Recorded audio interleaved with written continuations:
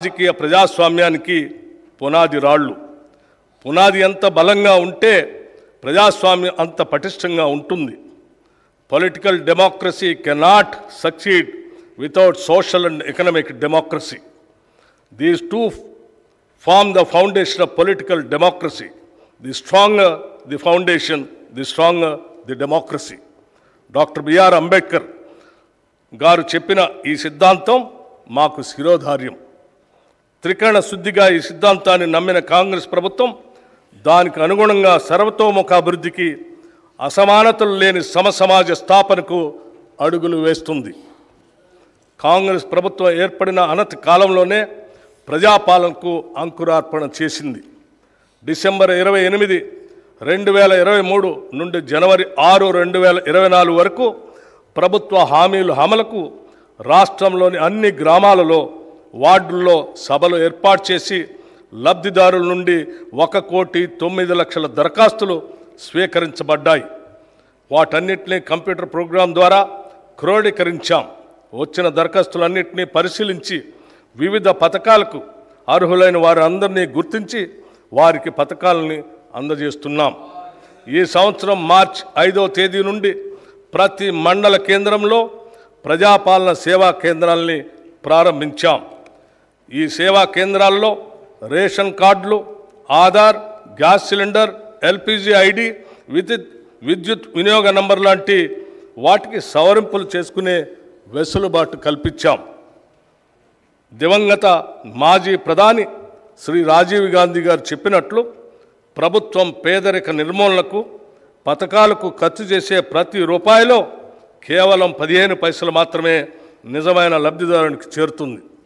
ప్రభుత్వ పథకాలు, పాలనా ఫలితాలు అర్హులకు సరిగా అందనప్పుడు వారు నిరాశ నిస్పృహలకు లోనవుతారు. అలాంటి వారు తమ గళం ఎప్పి సమస్యలను ఎక్కడ చెప్పుకోవాలో, ఎలా పరిష్కరించాలో తెలియని దిక్కుతోచని తీర్చులో ఉంటారు.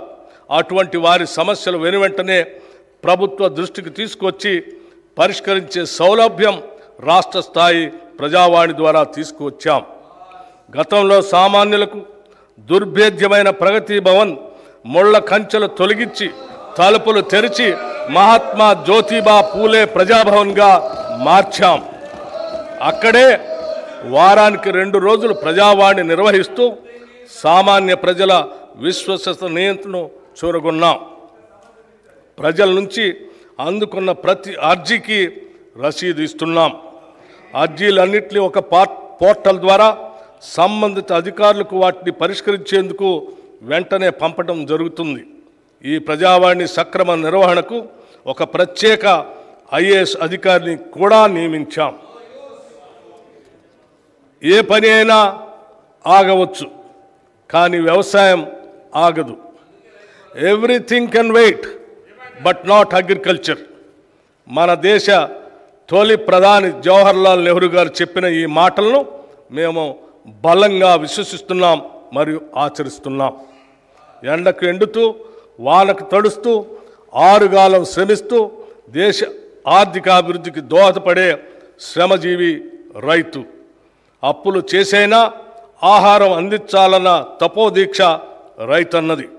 ఆహార భద్రత కల్పిస్తూ సమాజాన్ని ఆదుకునే రైతన్నకు భరోసా కల్పించడం ప్రభుత్వ కనీస బాధ్యత. వ్యవసాయ రంగంలో అభివృద్ధి సాధించాలంటే రైతన్నలకు తగిన ప్రోత్సాహకాలని కల్పించాలి.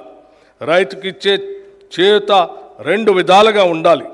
మొదటిది వారికి పెట్టుబడి సమస్యలు లేకుండా చూడటం. రెండవది వారు పండించిన పంటకు భద్రత కల్పిస్తూ వ్యవసాయ ఉత్పత్తులకు తగిన గిట్టుబాటు ధరలు దక్కేలా చూడటం. It always seems impossible until it's done. పెద్దలు నెల్సన్ మండేలా గారు చెప్పిన ఈ అంశాన్ని మేము ప్రతి సందర్భంలో రుణమాఫీ ఏదైనా పని జరిగే వరకు అది అసాధ్యంగా గోచరిస్తుందని నెల్సన్ మండేలా గారు చెప్పిన ఈ మాటలు కాంగ్రెస్ ప్రభుత్వ రుణమాఫీ హామీకి అక్షరాల వర్తిస్తాయి. రైతులకు 2 లక్షల రుణమాఫీ అనేది మా కాంగ్రెస్ ప్రభుత్వం ఇచ్చిన హామీలలో అత్యంత ప్రధానమైనది. ఎంతో సాహసోపేతంగా మా నాయకులు శ్రీ రాహుల్ గాంధీ గారు వరంగల్ రైతు డిక్లరేషన్లో రైతులకు 2 లక్షల రూపాయల రుణమాఫీ చేస్తామని ప్రకటించారు. ఈ రుణమాఫీకి అవసరమైన నిధులను ఎలాగైనా సమీకరించాలనే సంకల్ప బలం మాకు మొదటి నుంచి ఉంది. గత ప్రభుత్వం 2014లో రైతులకి 1 లక్ష రూపాయల రుణమాఫీ చేస్తామని ప్రకటించి 2014 నుండి 2018 వరకు 4 విడతల్లో నిధులు విడుదల చేసింది. ఇలా పలు దఫాల్లో నిధులు విడుదల చేయటం వల్ల అసలు తీరకపోవడంతో పాటు రైతులకు వడ్డీ భారం కూడా పెరిగింది. రెండోసారి అధికారంలోకి వచ్చిన తర్వాత కూడా మళ్ళీ 1 లక్ష రూపాయలు మాఫీ చేస్తామని చెప్పి 5 సంవత్సరాల కాలంలో సరిగ్గా ఎన్నికల ముందు కొద్దిపాటి నిధులు విడుదల చేసి చేతులు దులుపుకున్నారు. దీనివల్ల రైతులు తీవ్రంగా నష్టపోయారు. వడ్డీ భారం పెరిగిపోవటం, పాత బకాయిలు తీరకపోవటం వలన బ్యాంకులు కొత్త రుణాలు ఇవ్వలేదు. వ్యవసాయానికి పెట్టుబడి అందక రైతులు వడ్డీ వ్యాపారుల దయాదాక్షిణ్యాలపై ఆధారపడి బతకాల్సిన దుస్థితి ఏర్పడింది. ఇలా అరకొర రుణమాఫీలా కాకుండా రైతుకు నిజమైన మేలు జరగాలనే ఉద్దేశంతో మా ప్రభుత్వం ఒకేసారిగా 31,000 కోట్ల రుణమాఫీ చేయాలని సంకల్పించింది. చేతగా నమ్మకు మాటలు ఎక్కువ అన్నట్లు రుణమాఫీలో పూర్తిగా విఫలమైన గత ప్రభుత్వ నాయకులు మా చిత్తశుద్ధిని శంకిస్తూ ప్రజలను తప్పుదోవ పట్టించేందుకు శతవిధాలా ప్రయత్నించారు. ఇంకా ప్రయత్నిస్తూనే ఉన్నారు. డిసెంబర్ 12, 2018 సంవత్సరం నుండి డిసెంబర్ 9, 2023 వరకు ఉన్న రుణాలన్నింటికీ రుణమాఫీ వర్తింపచేస్తూ అత్యంత సాహసోపేతమైన నిర్ణయం తీసుకున్నాం. తీవ్ర ఆర్థిక సంక్షోభంలో అధికారం అందుకున్న మేము తగిన ప్రణాళికతో పొదుపుతో ఇచ్చిన మాట ప్రకారం 2 లక్షల రూపాయల రుణమాఫీకి అవసరమైన 31,000 కోట్ల రూపాయలను సమీకరించుకుంటున్నాం. జూలై 18న 1 లక్ష రూపాయల వరకు ఒకటేసారి రుణం ఉన్న 11,34,000 రైతన్నలకు 6,035 కోట్ల రూపాయలు రుణమాఫీ మొత్తాన్ని వారి ఖాతాల్లో ఒకేసారి జమ చేశాం.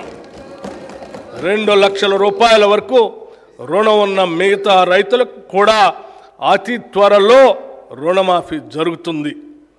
కాంగ్రెస్ మాట ఇస్తే శిలాశాసనమని రుణమాఫీ అమలుతో మరొక్కసారి రుజువైంది. ఈ రుణమాఫీతో తీవ్ర నిరాశలో ఉన్న రాష్ట్ర అన్నదాతల్లో భవిష్యత్తుపై తిరిగి ఆశలు చిగురించాయి. వారి సంబరాలు అంబరాన్ని అంటాయి. ఇక ముందు కూడా రైతు పక్షాన మా ప్రభుత్వం సదా అండగా ఉంటుంది. రైతు భరోసా గత ప్రభుత్వం అమలు చేసిన రైతు బంధు పథకం కింద 5 సంవత్సరాల్లో 80,440 కోట్ల రూపాయలు ఖర్చు చేసింది. దీనిలో అధిక శాతం లబ్ధి అనర్హులకి, సాగులో లేని భూమి యజమానులకి, రియల్ ఎస్టేట్ వ్యాపారులకి,